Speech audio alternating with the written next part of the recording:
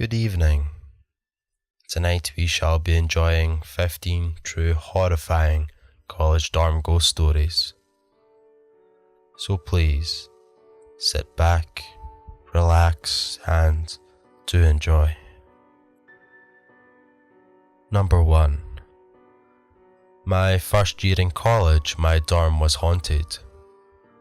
I lived alone and would hear knocks on my window in the middle of the night, even though I lived on the 5th floor. One night as I was sitting in bed doing my homework, my electricity went out. But when I opened the door, I saw the lights in the hall were still on. I went back into my room and saw a woman sitting on my bed. She didn't have much of a face and her clothes were torn and bloody. I screamed, and when I tried to open my door, it wouldn't budge. 3 different people came to my door to see what was wrong, and in that moment the lights turned back on.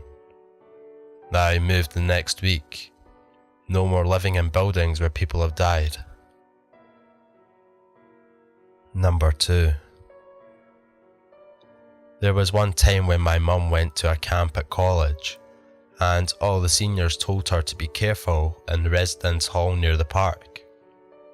If someone knocked on the door past midnight calling her name, she was told not to open it, because it'd be the ghost of a nun.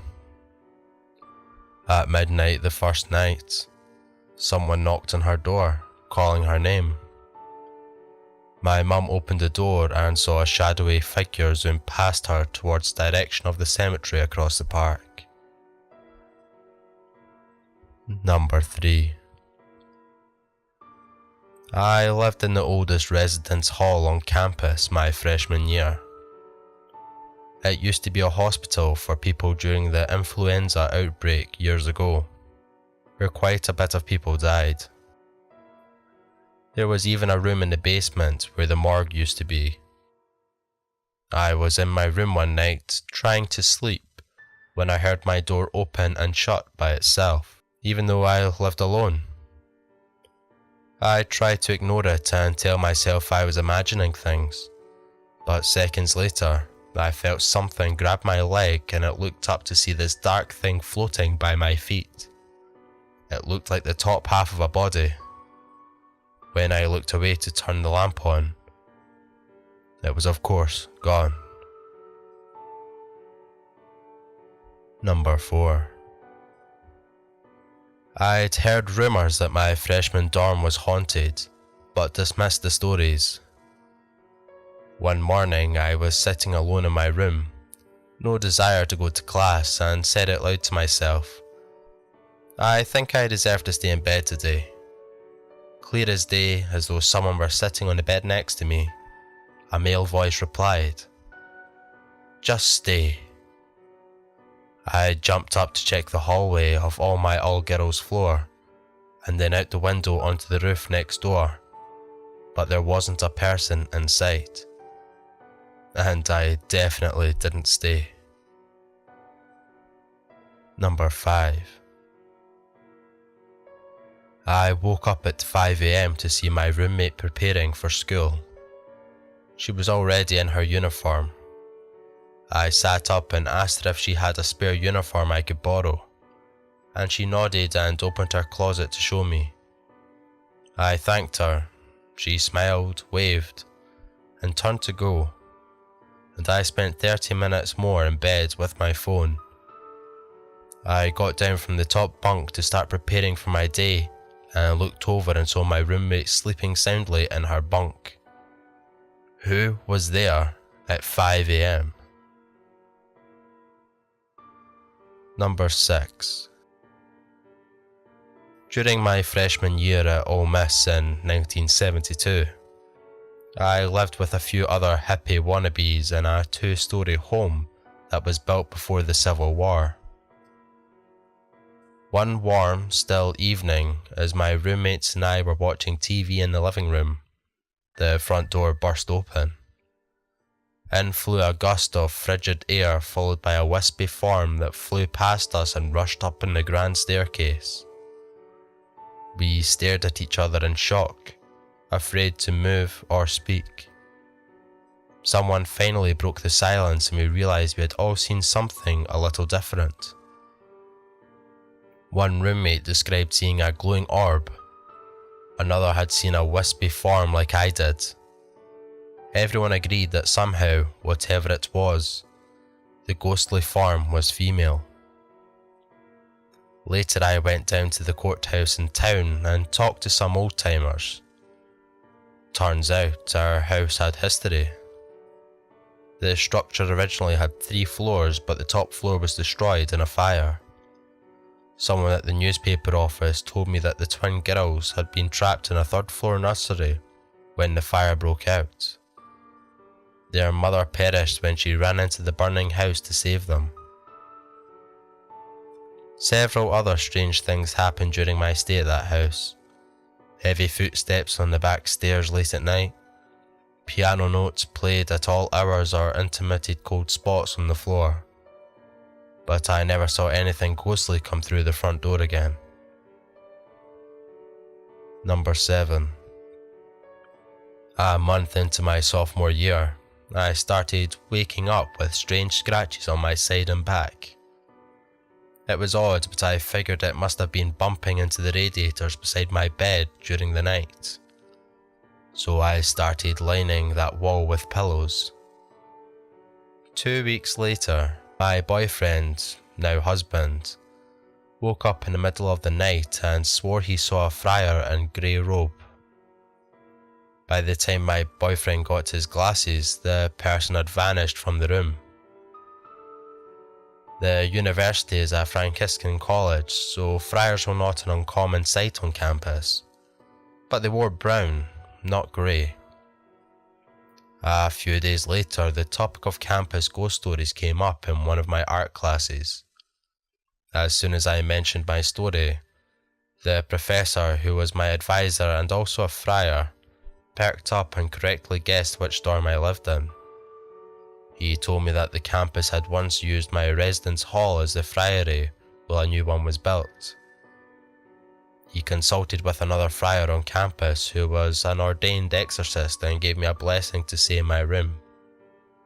After I did, the random scratches on my body stopped showing up, and though my boyfriend continued to feel a presence occasionally, I never had a malicious feeling to it. Number 8. Marion Hall, built in 1885, is the oldest dormitory at Bryn Mawr College and home to a ghost named Lillian. I came to college not believing in ghosts, but I was still relieved when I didn't get assigned to that supposedly haunted room on the 3rd floor. I lived on the 2nd floor directly below it. According to lore, in 1901, a young student named Lillian believed she was suffering from leprosy. She bathed in kerosene, convinced it would cure her. Whether by accident or intention, as some versions of the story go, she set herself on fire and leapt from her 3rd-story window to her death. Some 100 years later, on a freezing February afternoon during my freshman year, someone dared to hold a séance with a Ouija board in the haunted room. Shortly thereafter, a pipe burst directly above it, flooding and destroying everything inside. Rooms on the 2nd and 1st floors were also affected, forcing some students to vacate as plaster and water dripped from the ceilings and down the walls. By an odd stroke of luck, my room was spared, as I watched girls rushing around shrieking, trying to preserve their belongings. I quickly changed my mind about ghosts. Number 9. I go to Texas Lutheran, and supposedly a girl died in one of those rooms in Trinity Hall.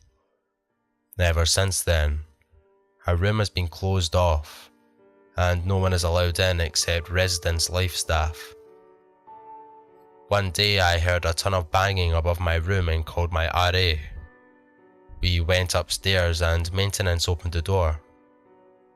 We saw very human-like scratches and blood-looking stains all over the walls. The ceiling was completely black and there was about an inch of water on the floor and dripping down the walls. Totally unexplainable. Number 10. I attended a weekend conference with my cousin at Marion University, where my aunt worked. As soon as we got off the elevator, I immediately felt an overwhelming sensation come over me. When we got to our room, I felt as if I had no control over my own body and began to tremble as I uncontrollably cried. We changed rooms down the hall and I never had an issue unless we passed that room or was near the elevator. A few weeks later, my aunt received a letter from the nuns who stayed in that room, stating how they also felt the same overwhelming rush and they thought there was an evil spirit there. Number 11. Keating Hall on the Ringling College of Art and Design campus, previously a hotel, was famously haunted by Mary, a prostitute who hanged herself in the 20s. A student told me that they were doing a self-portrait in the mirror of the communal bathroom one night. He knew someone was in the stall behind him because their feet were sticking out. They were taking a long time, so he turned around, but the stall was empty. The creepy part? When he looked back in the mirror, the feet were still visible. Number 12. Legend has it that there was a fire on the 3rd floor of my building and someone died. Students were only allowed to live on the 1st, 2nd and 4th floors. The 3rd floor was blocked off. One night while I was sleeping, I was awoken by the sound of heavy furniture being moved around on the floor above me. When I called for my roommate, I heard violent banging on the wall by my bed, the ceiling overhead, and the wall opposite me. When I mentioned the terrifying experience to my roommate, she said she had experienced the same thing before but was too scared to bring it up. Number 13. I went to Keene State and I was staying in my boyfriend's room in Fisk Hall. We were going to sleep when I had a feeling that someone was watching me. He had a habit of giving his room code out, so I wouldn't be unusual if someone had come in to crash the night. When I opened my eyes, there was a little girl standing in the corner. She didn't say anything, but just kept staring. I asked her who she was, and she immediately turned around and walked right through the wall. I struggled to sleep after that. Number 14. At one point, Pettibone House, located on the southern edge of campus, was a senior dormitory.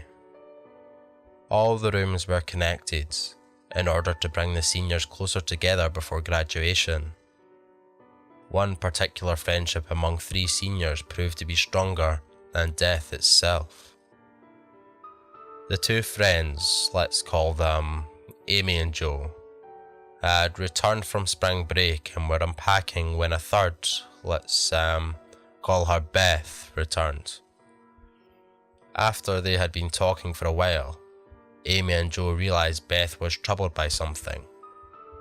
They asked her what was bothering her, and Beth said she was afraid that they would lose touch after graduation. Her friends hugged her and told her she was being silly. They would keep in touch and never forget her. Reassured, Beth told her friends she was going to go visit Meg, another friend down the hall. When Beth didn't return after many hours, the 2 friends went to find her. Meg said Beth had never been to visit her at all. A little later, all 3 women were called into the dean's office and told that their friend Beth had been killed in a car accident on the way back to Wells. She had never arrived at the school. Number 15. At one time, During the college's early years, there was a cholera epidemic on campus.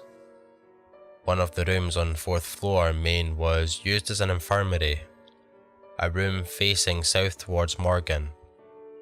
It was formerly room 305, but during the renovations in the summer of 1983, it was split into 2 rooms, one of which has the more easterly of the 2 eyebrow windows.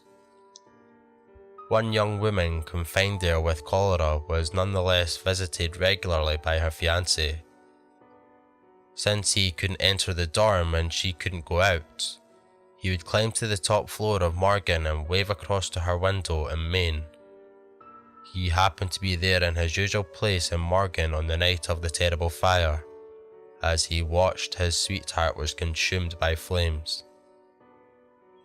Many people have lived in those rooms in Maine, and although none have reported specifically of the ghost of a girl waving at the window, many have complained of a wide variety of strange happenings, unexplained knockings and other noises, feelings of unease, and small objects being moved about when no one was in the room, and so forth. Before the renovations, Main 305 had been a triple. 3 students living there in the mid-1980s experienced several of these odd phenomena, and took to talking to the spirit which shared their room each night before going to bed. One night they forgot and one of them fell asleep on the couch they had. In the morning when they woke up, the folds of her clothes had left marks on her skin, which is not uncommon, but these marks took the shape of words. No one knows what the words said, but the students were able to get the dean of students to give them an immediate room change, which was very much discouraged and hard to get in those days. They all moved to Weld and would never live in Maine again. Well, that has been our 15 true horrifying college dorm ghost stories. If you have any stories of your own that you would like to share, then please submit them to the email address in the description. And if you enjoyed, please leave a like and comments letting me know what story was your favourite. It's been a pleasure. It always is. Thank you.